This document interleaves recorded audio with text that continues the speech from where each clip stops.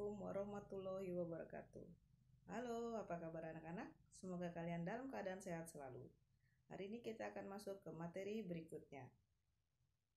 Jadi, silakan simak video berikut ini.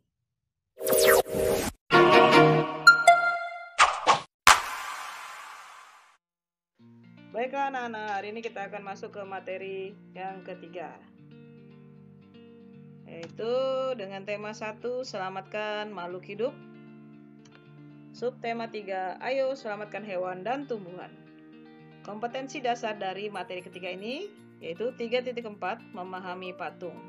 Dengan tujuan pembelajaran, di sini siswa diharapkan mampu menyebutkan cara pembuatan patung serta keterampilan yang dibutuhkan. Kita akan masuk ke materi ketiga. Seni patung.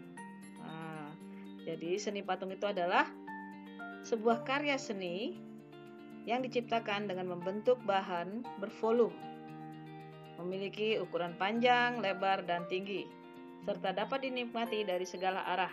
Dengan kata lain, patung itu adalah karya seni rupa 3 dimensi. Oke. Kemudian patung bisa dibuat dari tanah liat atau plastisin. Plastisin itu bahan yang fleksibel dan mudah dibentuk. Kayu, batu, logam, dan bahan lainnya. Sedangkan daerah pengrajin patung di Indonesia itu terdapat di Kasongan, di daerah Bantul, Yogyakarta, kemudian di Jepara, Jawa Tengah, Gianyar, Bali, dan masih banyak daerah lainnya. Kemudian ini adalah contoh-contoh patung. Nah, yang di atas ini, dua ini adalah gambar patung Nusantara, yang mana patung memakai pakaian adat. Patung-patung ini biasa terbuat dari tanah liat atau juga bisa dari ukiran kayu. Nah, ini ya. Ini yang bawah patung yang menggunakan baju pengantin. Kemudian yang ini, ini siapa yang tahu ini bisa kita temukan di kota mana? Betul sekali, ini adalah patung yang bisa kita temukan di daerah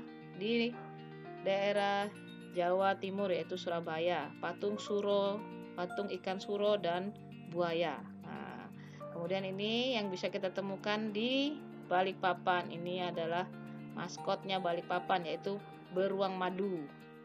Oke. Kemudian kita lanjutkan. Bahan seni patung. Jadi bahan untuk membuat seni patung itu ada 4 macam. 4 macam. Yang pertama bahan lunak, yang mana bahan ini memiliki massa atau volume, tapi digunakan untuk membuat patung seperti tanah liat, lilin, clay, hingga ke bahan alternatif seperti sabun. Nah, ini contohnya ya. Ini yang terbuat dari tanah liat. Kemudian ini yang terbuat dari clay. Jadi clay ini mirip seperti plastisin atau lilin ya. Kemudian ini yang terbuat dari sabun. Nah, yang kedua bahan sedang, yang mana bahannya tidak lunak dan juga tidak keras. Bisa terbuat dari kayu randu, kayu mahoni, kayu waru, dan kayu yang tidak terlalu keras lainnya. Bisa seperti ini patung kuda, kemudian ini patung burung hantu. Kemudian bahan ketiga, bahan keras. Ada berupa batu atau kayu yang lebih keras. Contohnya batu marmer atau kualam, batu granit, batu andesit, kayu jati, kayu ulin, kayu sonokling. Nah, ini contohnya. Ini patung yang dari bahan batu marmer atau kualam. Kemudian ini yang bahan dari kayu jati. Kemudian bahan keempat adalah bahan cor, yaitu bahan yang cair, serbuk atau bisa berupa yang tidak padat ya. Tapi bahan ini dapat mengeras dalam waktu tertentu. Jadi dia dalam proses ya. Kemudian bahan cor itu bisa meliputi semen, pasir, gips atau kapur, logam, emas, timah, bahan kimia seperti resin, fiber, dan masih banyak lagi. Nah, ini contohnya. Ini yang berupa semen ya. Nah, ini yang berupa bahan cor yang dari logam. Oke, kita lanjutkan ke teknik seni patung. Yang mana teknik seni patungnya ada 4. Teknik pahat. Nah, teknik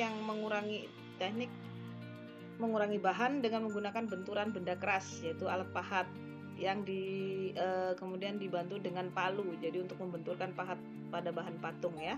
Ini alat pahatnya dan ini palunya. Dan ini adalah contoh memahat di kayu. Kemudian teknik kedua, teknik woodshear, yang mana teknik ini membentuk bahan lunak dengan mengurangi bahan menggunakan alat butsir. Nah, ini kita bisa lihat ini alat butsirnya ya. Jadi seperti pakai untuk mengukir. Nah, butsir biasa digunakan untuk mengolah bahan lunak seperti tanah liat, lilin atau modeling clay. Jadi kalau sudah dibentuk kemudian kita ukir, dia menggunakan butsir ini ya.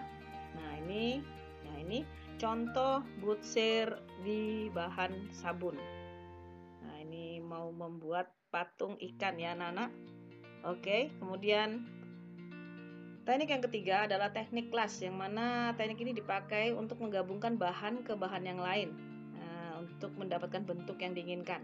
Jadi teknik las ini digunakan untuk menggabungkan bahan logam dan merakitnya menjadi bentuk tertentu. Nah, ini alat lasnya ya. Kemudian ini membuat patung dengan mesin las. Nah, kita lanjut ke teknik keempat, yaitu teknik cor, yang mana teknik ini harus menyiapkan cetakan terlebih dahulu. Nah, kemudian bahan adonan cor bisa berupa semen, logam cair, gipsum, itu dituangkan pada cetakan yang telah dibuat. Nah, dituangkan ke dalam cetakan sehingga menghasilkan bentuk yang diinginkan sesuai dengan bentuk cetakan. Nah, ini contohnya. Ini mencetak semen. Nah, kemudian yang kedua ini bahan cair yang dimasukkan ke dalam cetakan ya. Alhamdulillah, pelajaran hari ini sudah selesai. Semoga pelajaran hari ini bisa bermanfaat untuk kalian. Sampai jumpa di materi pelajaran berikutnya. Wassalamualaikum warahmatullahi wabarakatuh.